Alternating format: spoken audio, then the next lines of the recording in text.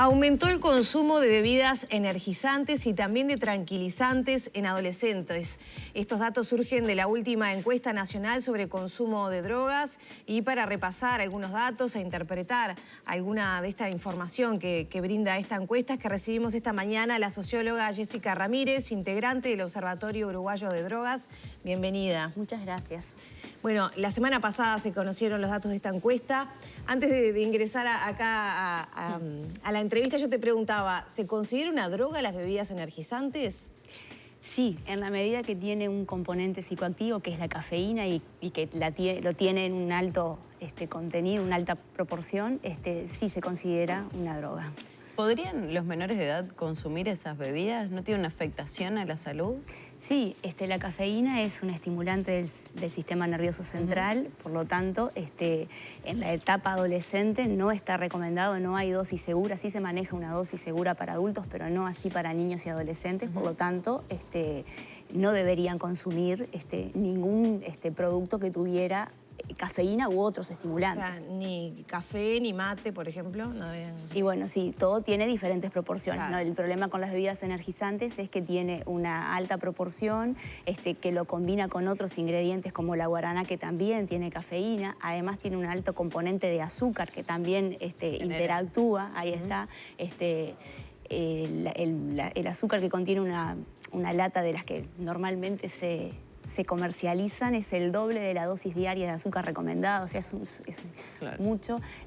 Y a su vez, con las bebidas energizantes lo que pasa es que hay una práctica habitual, extendida, que es el consumo combinado con alcohol. Entonces allí, bueno, los efectos son contrarios, un estimulante del sistema nervioso central, un depresor como es el alcohol, y confunde de alguna forma al organismo y permite o enmascara o tapa los efectos del alcohol. Entonces pone en riesgo un mayor consumo de alcohol y una intoxicación, que es lo que efectivamente sucede. Los chiquilines lo que hacen es consumir más alcohol cuando combinan. Claro. Entonces ahí hay un riesgo aún mayor. Sin embargo, la venta, la verdad que no lo tengo claro, la venta de bebidas energizantes no está prohibida para menores de 18 años. No, es de venta libre, exactamente. Sí.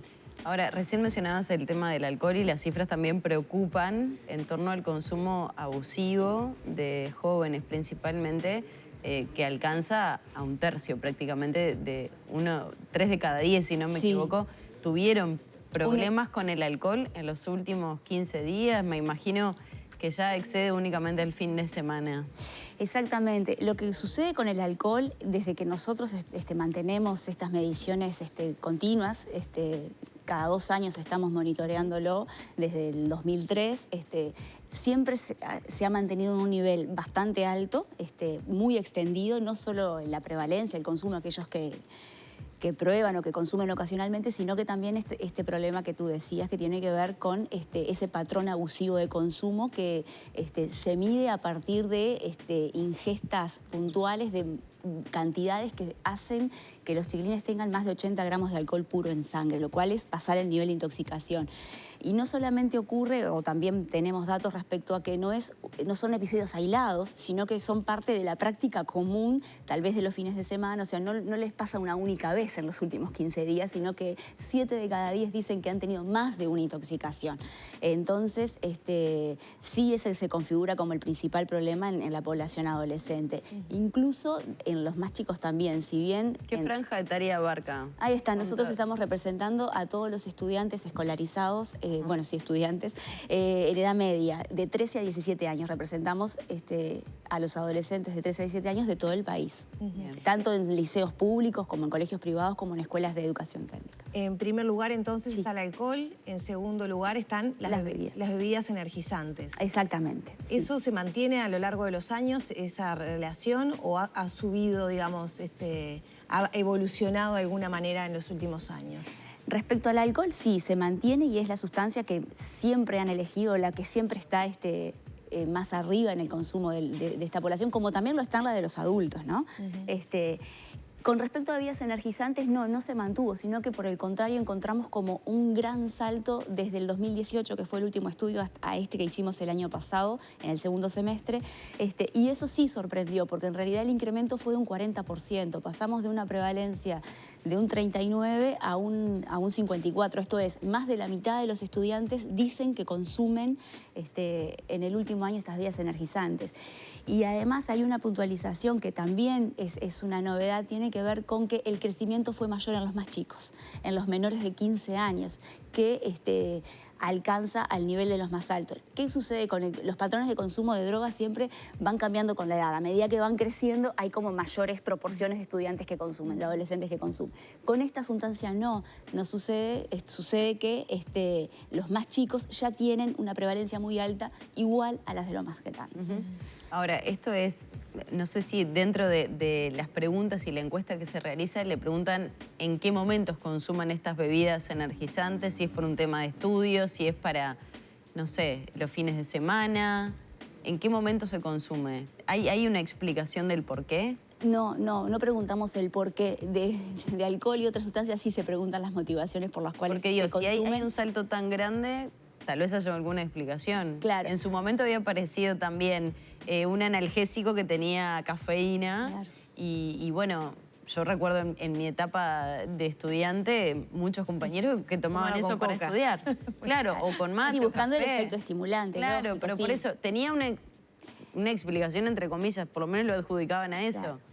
En estos casos... Los adolescentes lo que nos dicen normalmente es que la principal motivación para consumir está en esa exploración, en la curiosidad, en conocer el efecto. En este caso van ensayando de alguna manera el consumo de un estimulante. En este caso, bebidas energizantes puede ser el ensayo para posteriores consumos o no. Pero mayormente esto, ¿no? Los consumos tienen que ver con una curiosidad y una experimentación que es también... parte de esa etapa típica, de la vida. Ahí está, de la adolescencia, donde la necesidad de buscar experiencias nuevas, o sea, es parte constitutiva de ese pasaje a la adultez. Entonces, y la mayoría de los consumos también son experimentales, y eso también hay que tener claro en ese sentido, ¿verdad?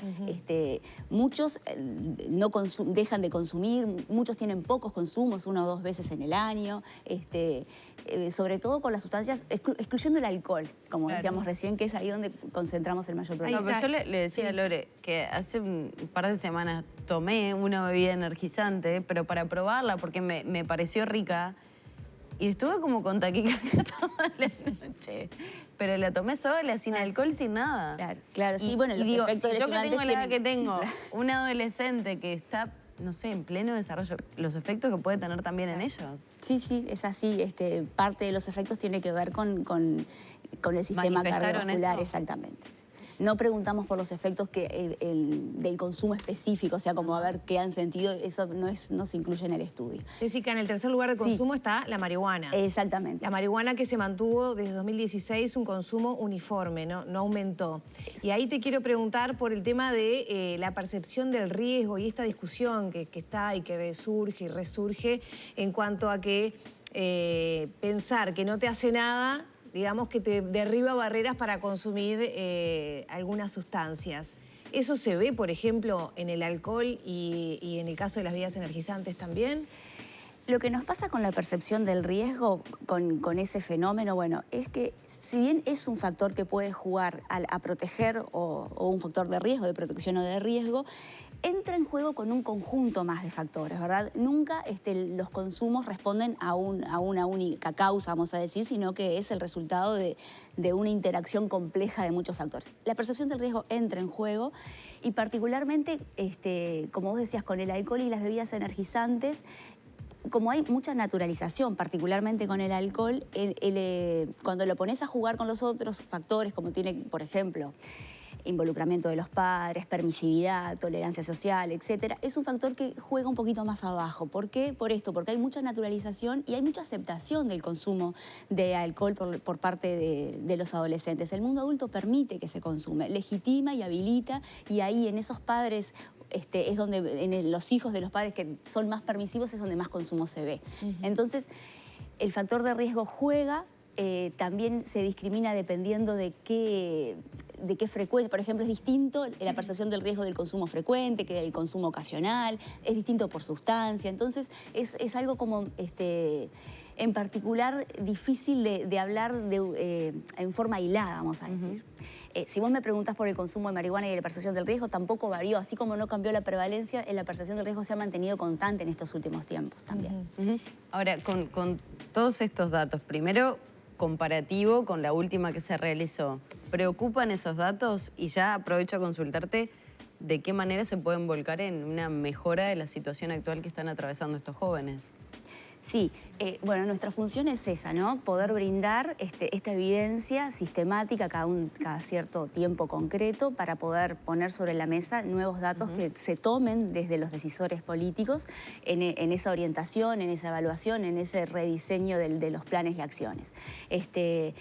Sí preocupa desde el Observatorio Uruguayo de Drogas. Nosotros entendemos que esto se está tomando por otras áreas de trabajo, no solo desde la Junta, sino también en el trabajo intersectorial de la Junta Nacional de Drogas con ANEP. En ese sentido, el área de salud integral de la Junta está trabajando en el plan estratégico de ANEP, en el marco del componente de salud mental, incorporando el tratamiento de la problemática de drogas. Por ejemplo, fortaleciendo o buscando espacios, y eso están trabajando en este preciso momento, buscando espacios para fortalecer dentro de la malla curricular la promoción de salud, de las habilidades para la vida, o sea, en una prevención más inespecífica o universal, y también particularmente en lo que hace a la prevención de los consumos problemáticos de drogas. Sí. Y hablando de percepción del riesgo y de la validación social, ahí aparece el tema de los tranquilizantes, ¿no? Que es uno de los temas que nos convocaba a nosotros a hacer esta nota, que también ha aumentado el consumo de tranquilizantes por parte de estudiantes de educación media, sin prescripción médica. Bueno, allí, ¿qué encontraron en ese sentido? Bien, sí. Porque si bien es menor el uso, perdón sí, que te interrumpa, no hay problema. Llama la atención que viene creciendo, ¿no? Sí. Se vio un incremento entre las últimas dos mediciones, e incluso la tendencia es creciente, tanto en lo que hace al uso con prescripción como en lo que hace al uso sin prescripción, que es el que a nosotros más nos preocupa porque habla de un uso indebido, aquel que no tiene una indicación médica, un seguimiento, un control. Sí, nosotros encontramos que en el último año hay un 10% de uso de tranquilizantes sin prescripción médica. Ese uso se da mayormente o es más alto en las mujeres que en los varones. Y allí, un poco a lo que tú venías comentando de la permisividad y tolerancia de los padres, cuando se les consulta sobre la forma en que lo obtienen, de dónde sacan esos tranquilizantes que usan sin la debida indicación médica, un 30% nos dice que se lo dan los padres directamente. O sea que los padres son los que habilitan ese consumo, incluso dándoles directamente los tranquilizantes. Otro 40% lo obtiene en su propia casa, lo saca sin la habilitación adulta, pero lo obtiene de allí porque están en la casa. Alguien más lo consume, claro. Y eso me lleva a comentar que, claro, cuando nosotros comparamos los consumos de los adolescentes, comparando entre los hogares donde no hay consumo de sustancias y en los que sí hay, y los adolescentes conocen ese consumo, por ejemplo, de tranquilizantes, los consumos suben mucho más. Entonces ahí también es otro factor que nos está mostrando que, claro, ese microambiente, ese primer mundo de los adolescentes es donde tienen el primer contacto con las sustancias, el primer aprendizaje en la forma en que se relacionan los adultos con ellos, en qué momento los toman, ¿no? O sea, el potencial formativo e informativo de los adultos referentes en esta etapa es central, es fundamental.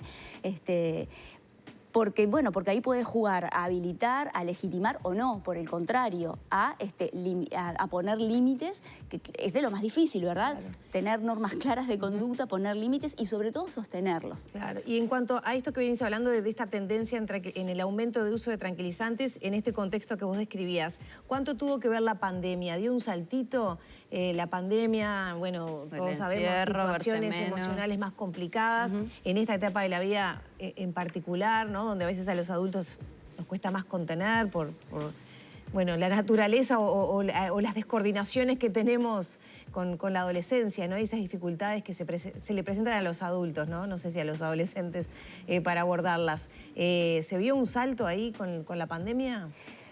Nosotros creemos que sí, que efectivamente si podemos identificar algún efecto de la pandemia en estos datos está justamente en el uso de esta sustancia.